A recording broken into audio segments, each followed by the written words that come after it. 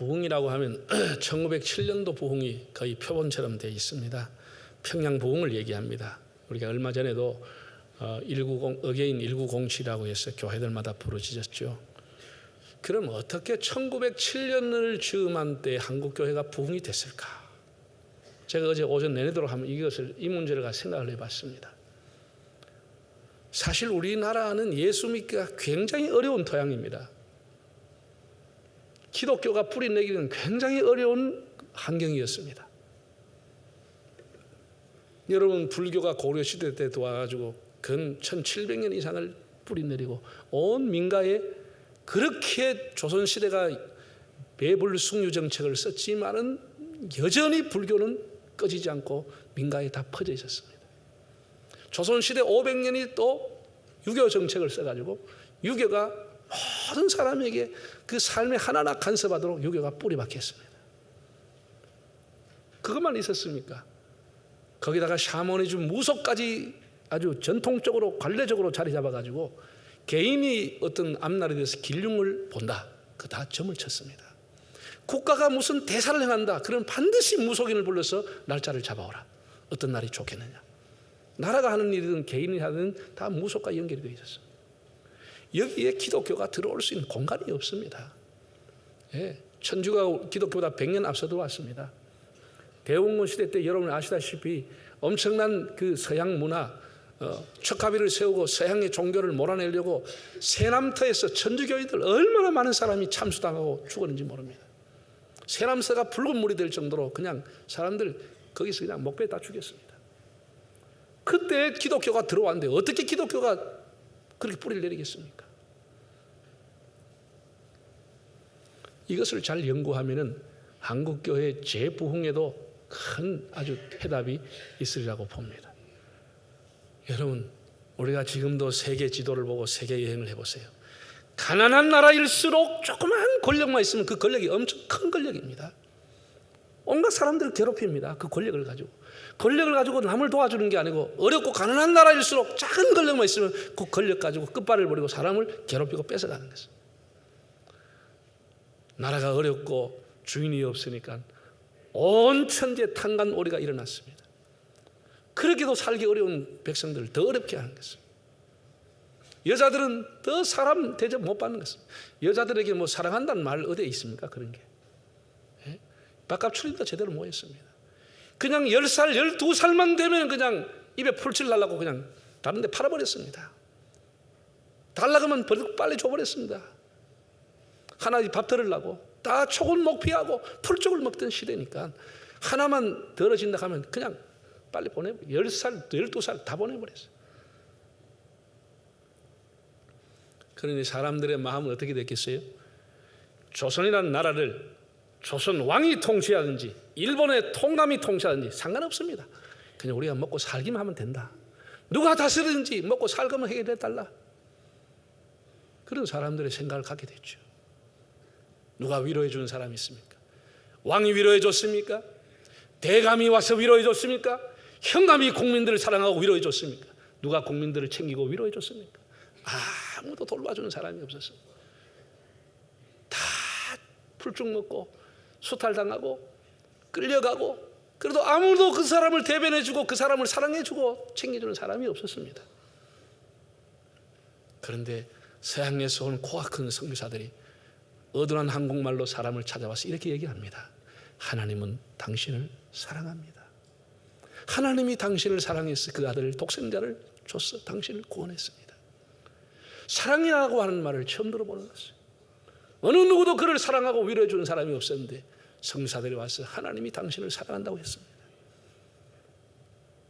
그리고 말만 한 것이 아니고 그들은 와서 헐벗은 우리에게 옷도 갖다 주고 신발도 갖다 주고 구두라고 하는 것을 생전 처음 구경할 정도로 구두를 갖다 주고 스크린톤 여사는 이하 여자 학교를 만들어서 여성들도 교육을 받아야 된다고 문박 추리도 제대로 못한 여성들을 불러다가 교육을 시켰습니다. 초콜릿 갖다 주지요. 우유 갖다 주지요. 설탕 갖다 주지요. 세상에 뭐 이렇게 달콤한 게 있나? 세상에 어떻게 이런 과자가 있나? 사람들이 자연적으로 교회로 올 수밖에 없죠. 지금도 복음을 전하는 원리는 똑같습니다. 부자 나라 잘 사는 사람 거의 복음 안 받아들입니다. 그건 다 헛공사입니다. 내전을 해서 치열하게 치고받아가 나라가 피폐하고 여러 가지 가난하고 어려운 나라는 지금도 사랑을 들고 나오고 구원물자 들고 가면 수많은 사람이 모여오는 것이에요. 수백 년 믿어왔던 종교 다 버리고 예수 오케이. 왜? 자기들을 돌봐주고 사랑해주고 고쳐준다는 것이에요. 이것이 한국교회 부흥에 이루는 아주 큰 바탕이 되는 것이에요.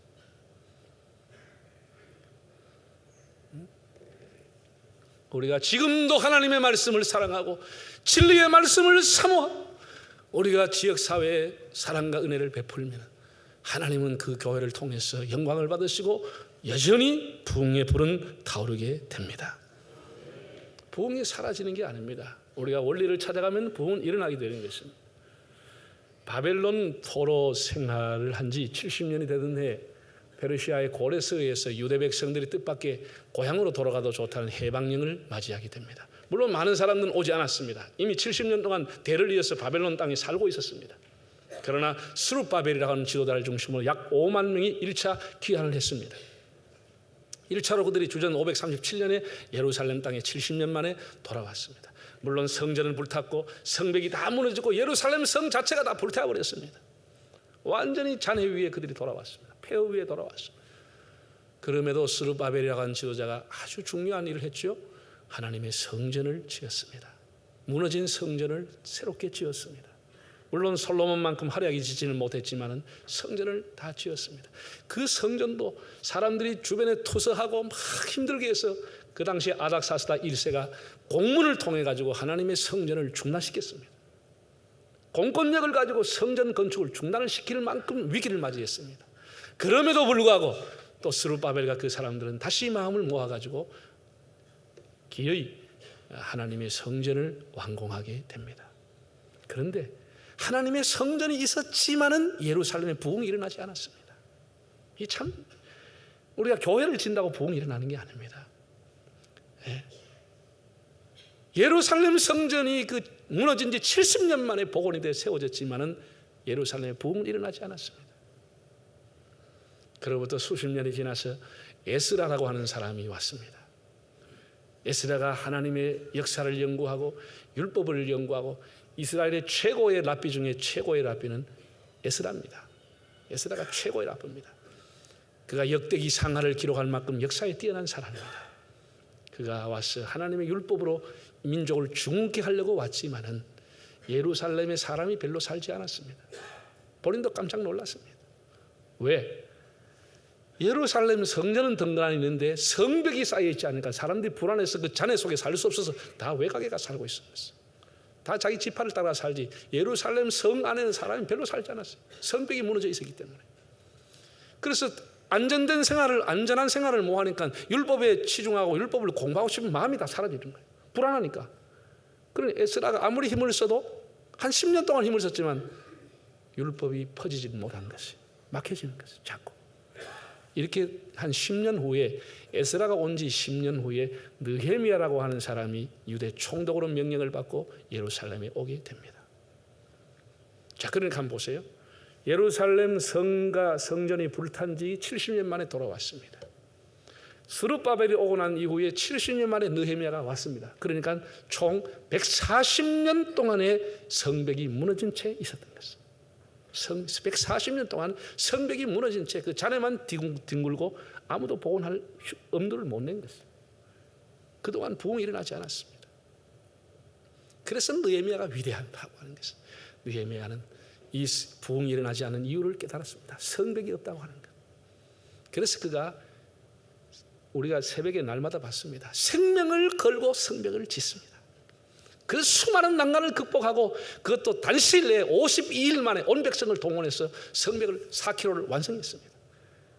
그리고 사람들을 이제 제비를 뽑는다니 자원하는 사람을 모으고 모든 지도자들, 모든 공무원들은 무조건 예루살렘에 살아라 명령을 내립니다. 자신부터 예루살렘에 살게 됩니다. 그래서 예루살렘에 이제 사람이 자리를 잡고 살게 됐습니다. 여러분, 에스라가 종교인이라고 하면은 학사 겸 제사장입니다. 종교인이라고 한다면 느헤미야는 정치인입니다. 총독이고 공직자입니다. 쉽게 말해서 에스라가 목사라고 한다면 느헤미야는 신실한 장로입니다. 평신도 지도자입니다. 이 두 사람이 만나가지고 영적인 계획을 이루고 이스라엘을 재건하고 중무하게 됩니다. 느헤미야 한 사람만 해도 부족했고 에스라가 힘을 써도 안 됐지만 두 사람이 만났다고 하는 것이 영적인 중흥을 맞이하고 때가 맞게 되는 것입니다. 이 두 사람이 만났습니다. 여러분, 교회라고 하는 것은 기도와 말씀입니다. 이 두 가지입니다. 이 두 가지가 없으면 교회는 죽은 교회입니다. 하나님께서 모세에게 이미 성막을 통해 가지고, 성막이라는 게 지금 교회 모형입니다. 성막을 통해서 설계도를 줄 때 뭘 만들었나 하면은 성소 안에는 반드시 떡상과 분향단을 만들라고 설계도를 줬습니다. 떡이 뭐지요? 말씀입니다. 진리입니다. 말씀입니다. 분향은 뭐예요? 하나님 앞에 향기 올린다. 그건 기도를 의미하는 것입니다. 그러니까 말씀과 기도라고 하는 것이 교회에 없으면 그 교회는 살아있지만 실상 죽은 것입니다. 그런 그냥 건물만 덩그라니 남아가 사람들이 와서 왔다 갔다 마당만 밟을지 그 교회는 이미 영적으로 불이 꺼지고 죽은 교회입니다. 우리 개인도 마찬가지입니다. 내 개인이 영혼이 살아있냐 안 살아있냐는 그 사람의 중심이 하나님의 말씀과 기도가 없으면 그 사람의 영혼은 이미 꺼져 있습니다. 성령의 불이 꺼져 있습니다. 무슨 소리를 하고 어떤 직위를 가진 게 중요한 게 아닙니다. 그 사람의 중심에 하나님의 진리의 말씀과 기도의 불이 타오르지 않으면 이미 그것은 꺼져 있는 것입니다. 이미 꺼져 있는, 그걸 불을 다시 일으켜야 합니다. 죽은 불을 일으켜야 하는 것입니다. 교회가 생명을 걸고 이렇게 말씀과 기도의 불을 가져야 됩니다. 거기에 성령의 불이 임하게 되는 것이죠. 어떤 가정이든지 한 가정이 하나님의 말씀을 존중히 여기고 기도를 시작하면 그 가정은 새롭게 일어나기 시작합니다.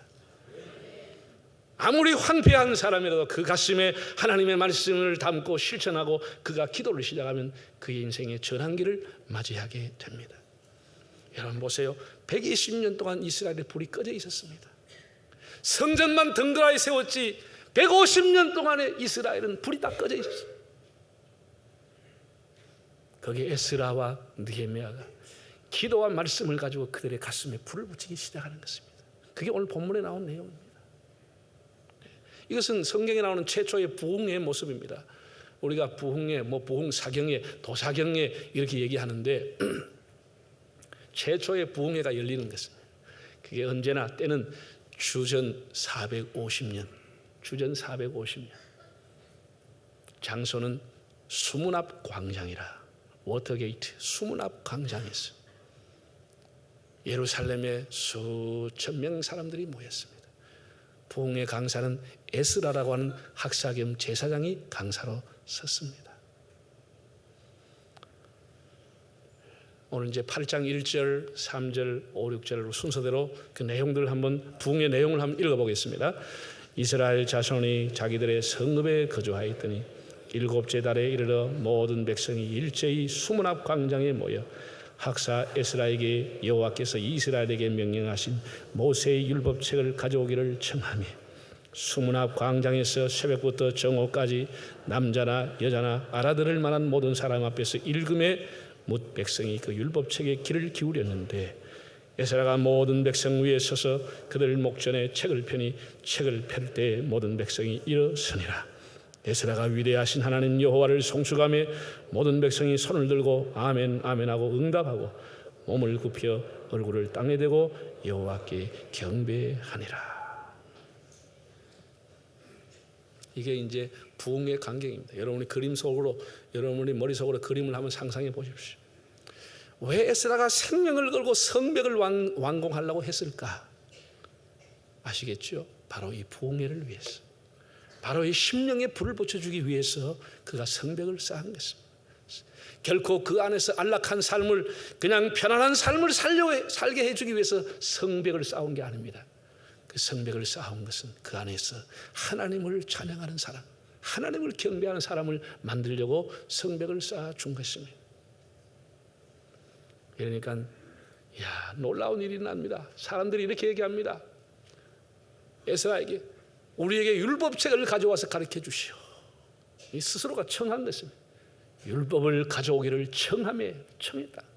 백성들이 청한 것이 제사장 에스라는 마치 물 만난 고기처럼 하나님의 율법을 낭독하고 해설해 주었습니다. 온 백성이 하나님 말씀을 사모함으로 남자와 여자가 모두가 에스라가 율법책을 펼 때 다 자리에서 일어났습니다. 하나님 말씀을 존중히 여기는 역사가 일어났습니다. 그리고 성경을 읽을 때마다 위대하신 하나님을 송축하며 다 얼굴을 땅에 대고 아멘 아멘 하며 하나님을 찬양을 했다고 그랬습니다. 언제부터? 새벽부터 정오까지. 여러분, 사람이 장장 6시간 이상 일어서서 하나님 말씀을 경청하고 있습니다. 이런 일이 역사에 언제 있었습니까? 새벽부터 정오까지 장장 6시간 이상을 사람들이 다 서서 하나님 말씀을 경청하고 있는 것입니다. 지금까지 율법을 등한시하고 살던 자들이 스스로 율법을 가르쳐 달라고 청하고 말씀을 존중히 여기며 다 일어서서 아멘 아멘 하면서 놀라운 광경이 예루살렘에서 일어났습니다.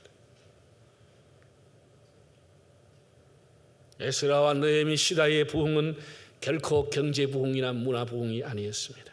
그것은 말씀의 부흥이요 심령의 부흥이었습니다. 성을 완성한 후에 그들은 우리에게 이제는 살 만큼 일할 만큼 했으니 우리에게 경제를 가르쳐 주시오, 경제학을 가르쳐 달라고 하지 않았습니다. 우리가 사회 돌아간 걸 좀 알아야 되니까 사회학을 가르쳐 주시오, 그렇게 말하지 않았습니다. 우리에게 율법을 가르쳐 주시오. 그것이 그 민족이 사는 길입니다. 당신과 당신의 가정과 당신의 자녀가 사는 길이 사회학이 있고 윤리학이 있고 수학이 있는 게 아닙니다. 하나님의 말씀이 있음을 아셔야 합니다. 우리가 하나님 말씀을 배우든지 가르치든지 거기에서 우리 가슴에 불꽃이 일어나게 되는 것입니다. 사명이 일어나게 되는 것입니다. 그들은 목마른 사슴이 신의 문을 탔듯이 말씀을 사모했습니다. 장장 6시간을 서서 하나님 말씀을 듣습니다. 이게 부흥이라고 하는 것입니다. 이게 부흥입니다. 여러분, 부흥이 뭡니까? 교인 숫자가 몇 명 늘고 교회가 부동산 늘고 건축하고 교회가 헌금 들었다고 부흥이 되는 그런 게 부흥이 아닙니다. 하나님의 말씀이 힘이 있고 하나님의 말씀이 그 가슴 속에 들어가 그 말씀을 실천하며 살아가는 그 시대를 부흥의 시대라고 말하는 것입니다. 사도행전에 엄청난 환난과 핍박 중에서도 교회들이 왕성한 것은 말씀에 힘이 있었다고 했어요. 하나님 말씀이 흥황했다고 그랬어요. 말씀이. 사도행전에 나오는 한 세 기절을 6장 7절부터 한번 같이 화면을 보고 읽어보겠습니다. 하나님의 말씀이 점점 왕성하여 예루살렘에 있는 제자의 수가 더 심히 많아지고 허다한 제사장의 무리도 이도에 복종하니라. 또 12장 하나님의 말씀은 흥왕하여 더하더라. 19장 이와 같이 주의 말씀이 힘이 있어 흥왕하여 세력을 얻으니라. 하나님의 말씀이 그 가정에 힘이 있으면 그 가정은 부흥하게 되는 것입니다. 아파트 평수가 크고 뭘 좋은 차를 갖고 뭘가 부동산 열매고 제사 열매, 그게 부흥이 아닙니다. 그 가정에 하나님의 말씀이 힘이 있는 가정은 하나님의 부흥이 일어나는 것입니다. 그게 부흥하는 가정인 것입니다. 여러분 보세요. 하나님 말씀이 얼마나 힘이 있는지 볼까요? 예를 들어 가지고 우리가 학교에 가서나 사회에 가서도 두려워하지 말라, 염려하지 말라 많이 듣습니다. 선생님들 애들한테 학교에 오갈 때 얘들아 염려하지 마라, 두려워하지 마라. 여러분 지키는 지킴이도 있고 또 선생님이 지켜줄 거야. 더 그래 뭐 이렇게 얘기하겠죠. 똑같이 두려워하지 말라고 했지만은 학교와 사회와 일반에서 두려워하지 말라는 거하고 성경에서 두려워하지 말라는 말은 완전히 무게가 다릅니다. 성경에서 말라고 하는 두려워하지 말라고 하는 것은 힘이 있는 것이기 때문에 우리가 그 말씀을 믿고 살아가는 것입니다. 힘이 있는 것입니다. 똑같은 글이라고 해서 똑같은 단어라고 해서 같은 의미가 아닌 것입니다. 하나님의 말씀은 힘이 있는 것입니다. 우리가 하나님의 말씀의 권위를 인정할 수 있기를 바랍니다. 하나님의 말씀은 소중한 것입니다. 이 말씀을 듣고 이렇게 어떤 반응이 일어나느냐, 이제 반응을 한번 보겠습니다. 자, 부흥회 때 반응이 중요한 게 아니에요. 반응이 일어났어요. 말씀을 듣고 진정한 부흥이 일어나면 이 반응이 일어나야 되겠어요. 리스폰시빌리티, 반응이 일어나야 되겠어요. 한번 보십시다. 어떤 반응이 일어나는지 8장 8절에서 9절 한번 보겠습니다. 하나님의 율법책을 낭독하고 그 뜻을 해석하여 백성에게 낭독하는 것을 다 깨닫게 하니 백성이 율법의 말씀을 듣고 다 우는지라. 총독 느헤미야와 제사장 겸 학사 에스라와 백성을 가르치는 레위 사람들이 모든 백성에게 이르기를 오늘은 너희 하나님 여호와의 성일이니 슬퍼하지 말며 울지 말라 하고. 참 놀라운 일입니다. 모든 백성이 하나님 말씀 듣고 울기 시작하는 것을, 양심의 가책을 받고 바르게 살지 않은 것을 깨닫고 다 일시에 울기 시작하는 것을. 느헤미야 에스라가 사람들 사이를 찾아다니면서 울지 말라고, 오늘 하나님이 우리에게 주시는 성일이고 거룩한 날인데 기뻐하고 즐거워야지 왜 우느냐고, 울지 말라고. 그렇게 한 것을 보면은 에스라가 의도적으로 감정적으로 그들을 눈물 흘린 게 아니단 말이죠. 그들이 자발적으로 하나님 말씀 앞에 눈물 흘리기 시작한 것을. 제가 근래에 가서 몇 군데 가서 집회를 했습니다. 특별히 여전도회가 모여 있는 곳에 가면은 또 남자들하고 달랍니다. 제가 신앙 계승에 대해서, 여러분의 자녀의 신앙 계승에 대해서 기도하시고 그걸 가지고 하나님 앞에 소원을 가지고 살아라고 그 한 시간 반 동안 설교가 나면 모든 사람이 다 우는 거예요. 다 웁니다. 예배된 사람이 없습니다. 다 나올 때 울어요. 다 웁니다. 내가 나 마치고 나오면 그럽니다. 엘리베이터 앞에서 목사님 우리 다 울려놓고 그냥 갑니까? 다 웁니다. 울어요. 하나님의 말씀이 바르게 전하되면 가슴이 다 뜨거워지고 눈물 흘리게 되는 것을. 모든 사람이 다 울어버린 것을. 그럼 왜 울었을까? 제가 생각을 해봤습니다. 이 사람들이, 여러분 보세요. 예수 안 믿다가도 예수 처음 믿으면 정말 하나님 만나면 그 사람 똘똘 굽고 울어요. 통곡합니다. 예수 한 10년 있으면 적당히 믿다가 모태신앙 적당히 믿다가 정말 하나님 만난 사람은 똘똘 굽습니다. 울어요. 통곡합니다. 지난 세월 낭비하며 하나님 앞에 때로는 원망도 하고 주먹 쥐고 하나님이 어디 있냐고 했고 그리워하기도 하고 원망하기도 했던 그 하나님을 만나게 되니까 아버지를 만난 기쁨에 눈물이 나는 것이에요. 이제 인생의 모든 염려를 내놓고 방황하던 인생이 끝이 나고 영원하신 아버지를 만났다는 그 기쁨 때문에 그 사람의 그의 고였던 눈물이 터져버리는 것이에요. 눈물샘이 터져버리는 것이에요. 그래서 예수 믿으면은 하나님 만나면 눈물이 나게 되는 것이에요. 온 사람들이 하나님 앞에 눈물 흘린다. 나 주를 멀리 떠났다 그 귀한 세월 보내고 이 병든 마음을 고치려 이제 옵니다. 하나님 앞에 나오는 것입니다. 마지막으로 이제 이들의 반응이 또 어떻게 나타났냐? 우는 것으로 끝난 게 아니에요. 8장 13절 14절을 또 읽어보겠습니다.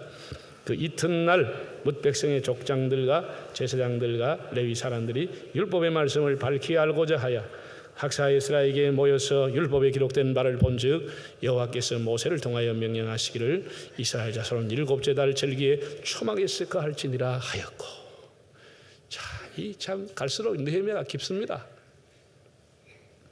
저도 이번에 많이 공부했습니다. 보세요. 그 이튿날 사람이 다시 모였다는 거예요.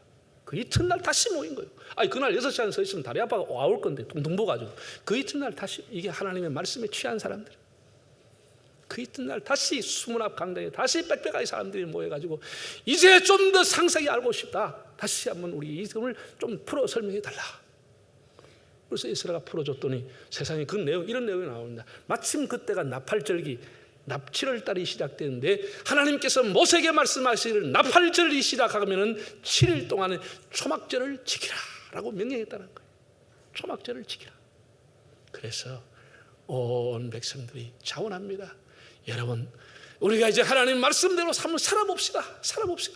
그래서 각각 자기 집으로 돌아가서 종려나무 가지를 이파리를 꺾고 오고 감람나무 올리브나무 잎을 꺾어가지고 예루살렘 성 전체에 텐트촌이 쳐지는 거예요. 초막절이 세워지는 거예요. 다 자기 집에 가지 않고 한 주간 동안 초막을 짓고 거기에 와서 살게 되는 거예요. 하나님 앞에 예배하고 말씀을 듣고 절기를 지키는 일이 일어난 것이에요. 성경은 그 이후에 이렇게 말했습니다. 이런 일은 여호수아 시대 이후에 이런 일이 없었다고 했습니다.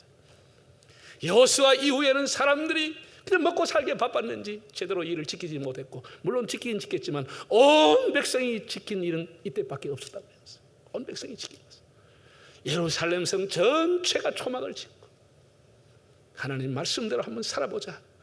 하나님 말씀이 기록돼서 그 말씀대로 우리가 한번 행해보자. 그런 운동이 일어났다고 하는 것입니다. 140년 만에. 140년도 아니지요. 벌써 유대 왕국이 망하기 전에 여호야킨, 시드기야 그 60, 70년 동안도 하나님을 경외하지 않았고 우상을 섬겼던 사람들입니다. 근 200년 이상 하나님의 이름이 찬양되지 않았던 예루살렘 땅에서 이런 놀라운 일이 일어났습니다.